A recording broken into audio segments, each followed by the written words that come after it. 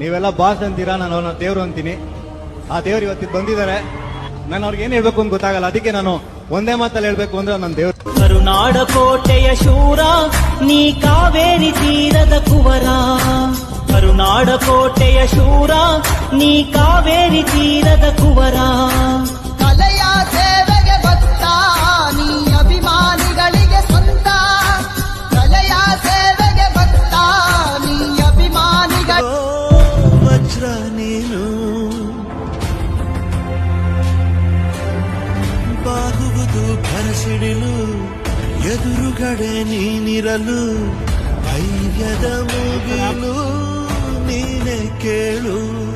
ಅಲೆಗೆ ಎದೆಯ ಕೊಟ್ಟು ನಿಲ್ತಾನೆ ಇವನ ಹೆಸರ ಗುರುತಿಡುವನು ಆ ಶಿವನೇ ಪುಣ್ಯಾತ್ಮ.